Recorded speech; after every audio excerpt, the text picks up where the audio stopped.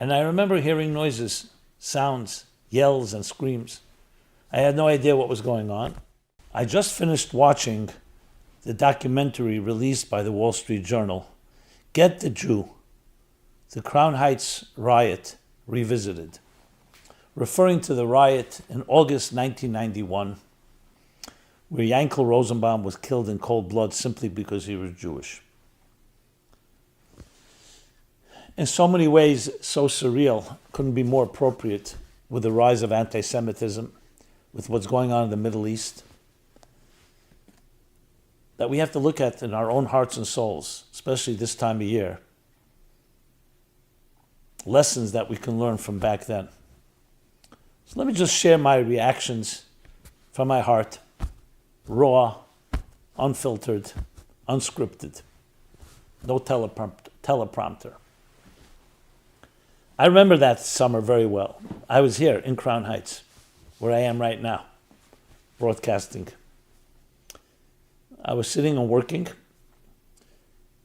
My job at the time was to write down the Rebbe's talks on Shabbos and holidays, when no recordings are used and no notes are taken. We had to memorize. That was my job. The small group of individuals, a chayzer to remember, and then maniach to document for posterity and publish these talks. So that's what I was doing that summer, 1991. And I remember hearing noises, sounds, yells, and screams. I had no idea what was going on until I got on the phone with a few people. And yes, riots began to break out. Looting, the shattering of windows. People told me, stay home, don't go outside. I remember going out on my porch to see what's happening. So I was on Eastern Parkway, I didn't really see much, but you could tell, you could feel. And as I said, I started getting informed by what's going on around me. People were terrified. Someone told me, someone who worked with me, was on Empire Boulevard, says that he was just outside and they threw garbage cans at him and he had to hide under a car until people passed. These are blacks that were literally rioting. A pogrom. That's what it was being called at the time. A pogrom. And the police were nowhere to be found. This went on for 3 days. The rumor at the time was that Mayor Dinkins said, let them vent. I know in the documentary they could not find evidence of that, but he definitely did not order the police to do anything, which the producers of this documentary say may have been even worse.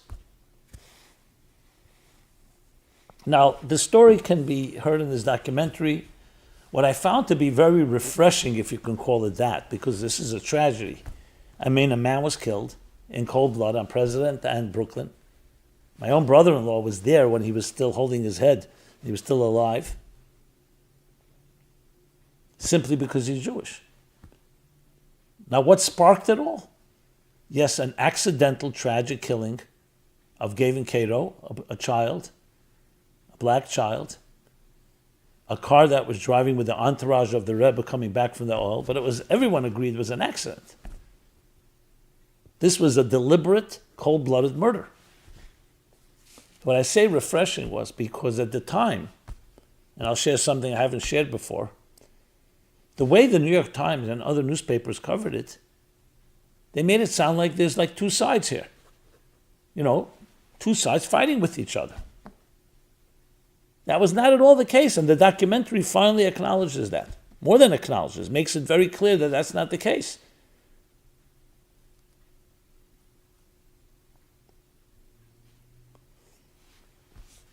Goldman, who was a writer for the New York Times at the time, says clearly, I called the New York Times and I told them that you got the story wrong. Because they were writing as there were two sides. He says, I'm here. There's no two sides. The Jews are not doing anything.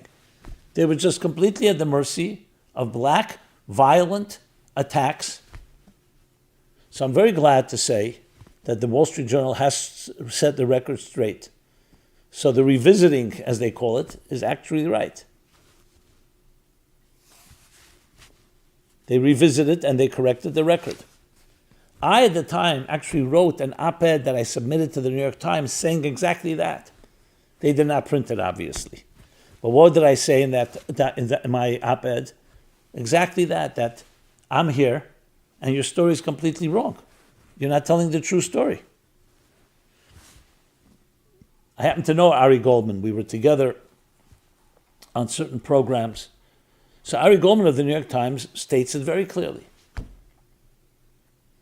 Anyway, that is one point.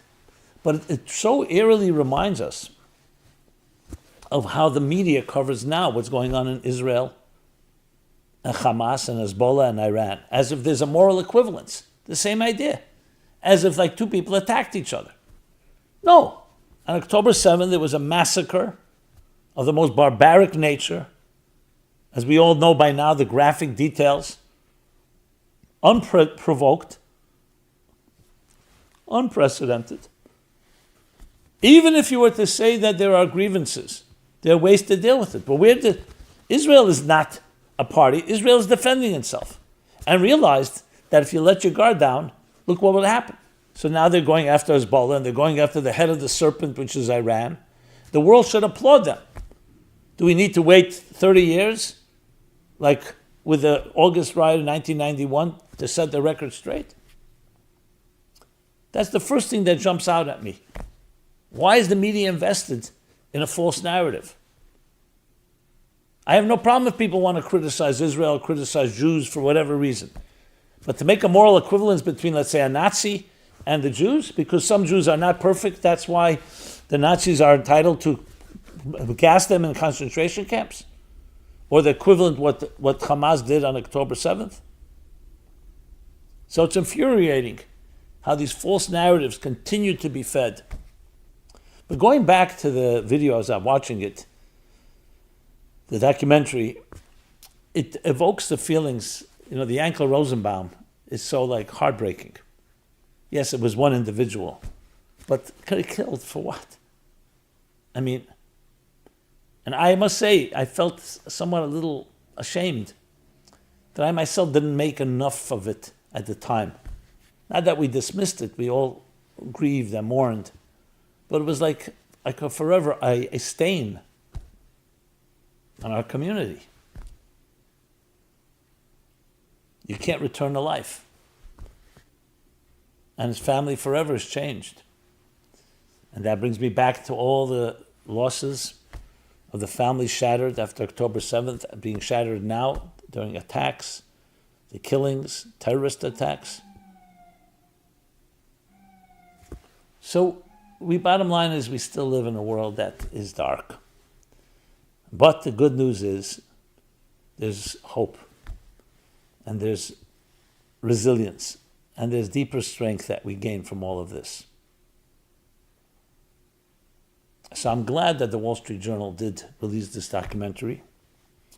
Hopefully the lessons that we learn from it is to make sure it never happens again, and to be truthful in our reporting, not because we just have to be truthful, because truth brings peace. Strength brings peace. Honesty brings peace. And distorting a narrative because it's more convenient, more politically correct, is not the way to solve our problems. May God bless us all with a very, very healthy, peaceful year, but true peace and lasting peace for all people. The world lessons from World War II is, yes, Germany and Japan were completely destroyed, and it was unconditional surrender.